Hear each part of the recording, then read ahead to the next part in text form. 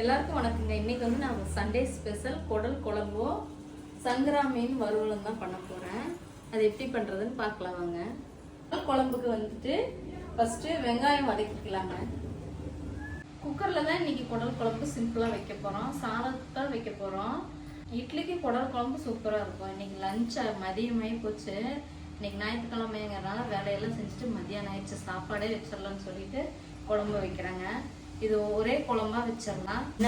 சின்ன வெங்காயம் சேர்த்தா தான் இந்த குழம்புக்கு நல்லா இருக்கும். பெரிய வெங்காயம் கூட சேர்த்துக்கலாம். இப்போ சின்ன வெங்காயம் சலீஸாக கிடைக்கிறதுனால சேர்த்துட்டாங்க. இந்த 150 கிராம் சின்ன வெங்காயத்தை நல்லா வதக்கிக்கலாம். இது கூடவே ஒரு சின்ன தக்காளியை சேர்த்துக்கிறேன். குடல் குழம்புக்கு தக்காளி அதிகமாக சேர்த்த வேண்டாம், ஒரு தக்காளி சேர்த்தனா போதும். இது நல்லா இது ரெண்டும் வதங்கி வரட்டும். இது கூடவே நம்ம மசாலா சேர்த்துக்கலாங்க. பச்சை வாசம் போக கலர் மாறி இந்த வெங்காயம் தக்காளி எல்லாமே நல்லா வதங்கணும். அதுக்கப்புறமா தான் நம்ம மசாலா சேர்த்து வதக்கிட்டு நம்ம அரைச்சி எடுத்துக்குவோம். கொஞ்சமாக சின்ன வெங்காயத்தை எடுத்து வச்சிருக்கிற தாளிப்புக்காக அதை கட் பண்ணிக்கிறேங்க. ஒரு 10 சின்ன வெங்காயம், ஒரு பெரிய வெங்காயம். ஒரு பெரிய வெங்காயத்தில் பாதி சேர்த்தா போதும்.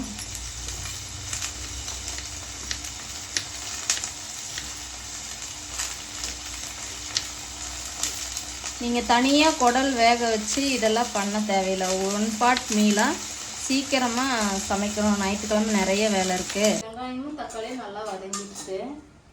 இது கூடவே நம்ம சோம்பு கொஞ்சம் சேர்த்துக்கலாம். சோம்பு வந்து ஒரு 1/2 ஸ்பூன் போட்டுக்கோங்க. ஜீரகம் 1/2 ஸ்பூன். மல்லி வந்து நம்ம தூளாக சேர்த்துக்குவோம். பட்டை ஒரு சின்ன துண்டு பட்டை சேர்த்துக்கலாம். ஒரு 4 கிராம்பு.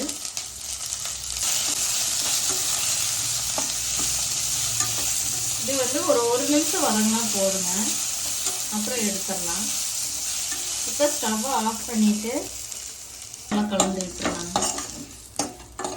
இது தூள் சேர்த்துருக்கேங்க 1/4 ஸ்பூன். இந்த சூட்லேயே நல்லா கலந்து விட்டுட்டு இது ஆறுனதுக்கப்புறமா அரைச்சிட்டு வந்துடலாங்க.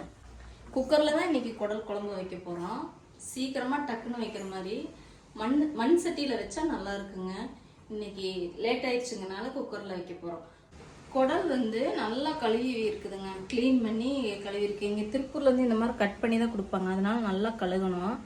இப்போ நான் பச்சை தண்ணி ஊற்றி கழுவிட்டு சுடு தண்ணி மஞ்சள் பொடி போட்டு நல்லா கழுகிட்டு அதுக்கப்புறமா வைக்கிறேன்.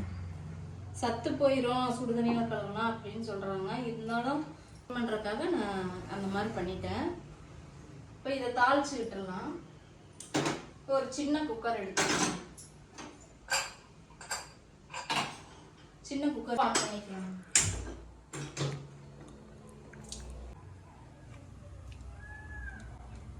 எண்ணெய் ஊற்றிக்கலாம். ஒரு 2 டேபிள் ஸ்பூன் எண்ணெய் ஊற்றிக்கோங்க.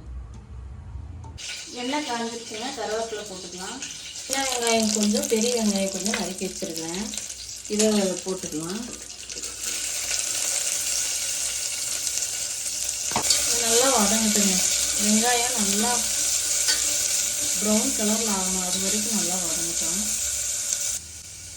வெங்காயம் வதங்கினாதான் குழம்பு நல்லா டேஸ்ட் கொடுக்கும். அதுக்காக வெங்காயம் டைம் எடுத்தாலும் பரவாயில்ல, கொஞ்சம் வேகட்டும்.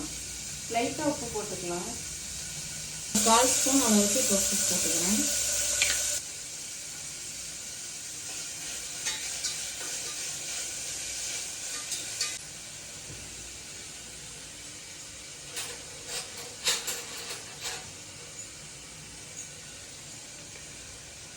இப்போ வெங்காயம் பாதி அளவு வதங்கியிருக்கு. இப்போ வந்து இஞ்சி பூண்டு பேஸ்ட்டு 1 ஸ்பூன் போட்டுக்கலாம். இந்த வெங்காயமும் இந்த இஞ்சி பூண்டு பேஸ்ட்டு நல்லா ஃப்ரை ஆகி வரணும். அது வரைக்கும் கொஞ்சம் வெயிட் பண்ணலாம். இந்த வெங்காயம் நல்லா வதங்குறதுக்குள்ள சங்கரா மீன் ஃப்ரை பண்ண போகிறேங்க. அதுக்கு வந்து மேரினேட் பண்ணி வச்சிடலாம். மிளகாய்த்தூள் 1 ஸ்பூன். 2 ஸ்பூன் போட்டுக்கலாம். இஞ்சி பூண்டு பேஸ்ட்டு 1 ஸ்பூன். வந்து ஒரு 1/2 ஸ்பூன் சேர்த்துக்கிறேன். ஒரு 4 மீன் தான் பொரிக்க போகிறேன். இப்போ இதுலேயே நம்ம ஆயில் கொஞ்சம் விட்டுக்கலாம். ஆயில் கொஞ்சம் விட்டுட்டு லைட்டாக தண்ணி ஊற்றி பிசைஞ்சுக்கலாம். இந்த மாதிரி திக்காக பிசைஞ்சு வச்சுட்டு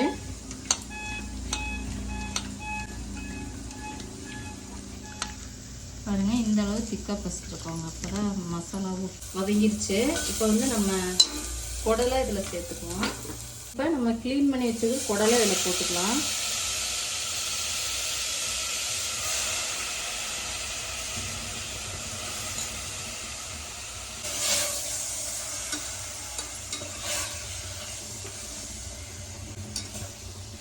இந்த அளவு நல்லா கலந்து விட்டதுக்கப்புறமா நம்ம அரைச்சிட்டு வந்த வெங்காயம் பேஸ்ட்டை இதில் வெங்காயம் மசாலா பேஸ்ட்டை சேர்த்துருக்கோம்.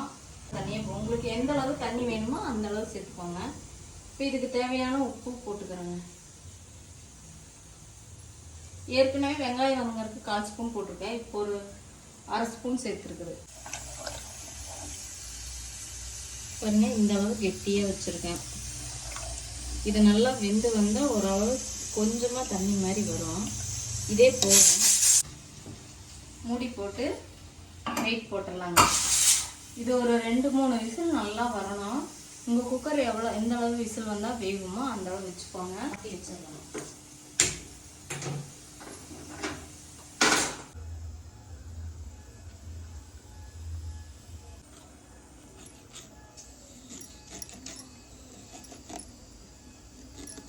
இந்த மாதிரி கோடு போட்டால் நல்லா இறங்கிடும் மசாலா.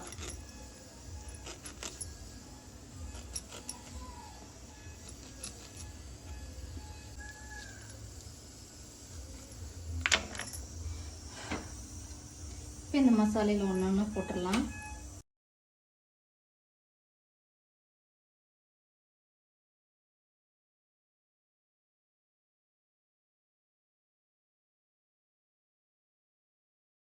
நல்லா பெரட்டிடலாங்க. அவ்வளோதான். இது நல்லா ஊறிட்டு இருக்கட்டும். மீனை ஊற வச்சுட்டு அதுக்கப்புறமா பொரிச்சுக்கலாம். இப்போ எண்ணெய் காஞ்சிட்ருக்கு.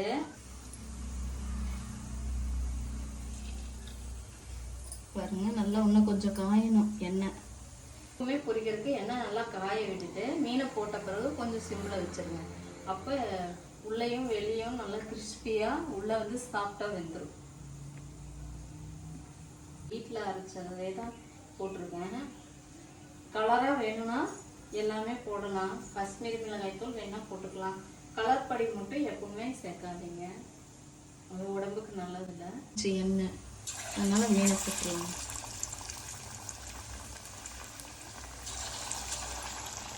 இந்த 4 மீனையும் ஒரே டைமில் அரைச்சிடும்.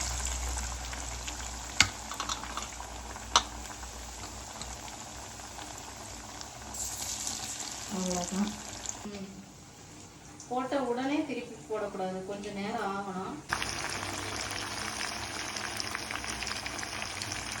சண்டே சமையல் ரெடி.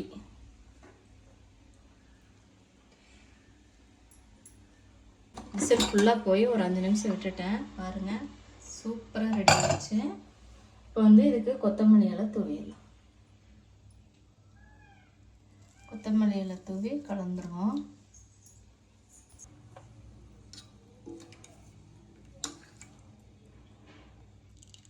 சுவையான குடல் குழம்பு ரெடி ஆயிடுச்சு. உப்பு கரெக்டாக இருக்கான்னு செக் பண்ணி பார்த்துக்கிறேன்.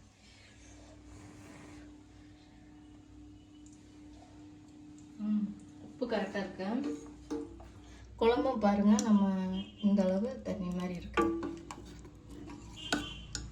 ரொம்பவும் தண்ணியாக இருந்ததுன்னா நல்லா இருக்காது. இந்த அளவு ஊற்றி சாப்பிட்ற மாதிரி இருக்கணும். இப்போ சூப்பரான குடல் குழம்பு ரெடி. சீக்கிரமாக முடிச்சிட்டோம். இதே மாதிரி சிம்பிளாக நீங்களும் வீட்டில் ட்ரை பண்ணி பாருங்கள். ரெடி ஆயிடுச்சு. ஏற்கனவே மீன் ஃப்ரை நிறையா வீடியோவில் போட்டிருக்கேன், அதனால தான் கொஞ்சமாக காமிச்சேன்.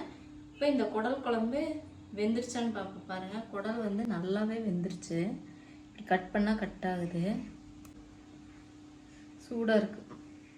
அதெல்லாம் நல்லா வெந்துருச்சு. இதை ஒன்று சாப்பிட்டு பார்க்கலாங்க. நல்லாவே வெந்துருச்சு. சுட குழம்பு, குடல் குழம்பு போல் இந்த ஃப்ரெஷ் மீன் பாருங்கள், நல்லா மசாலா ஊட்டி சூப்பராக ரெடி ஆயிடுச்சு. இந்த சங்கரா மீனில் கொஞ்சம் முள் அதிகமாக இருக்கும், பார்த்து தான் சாப்பிட்ணும்.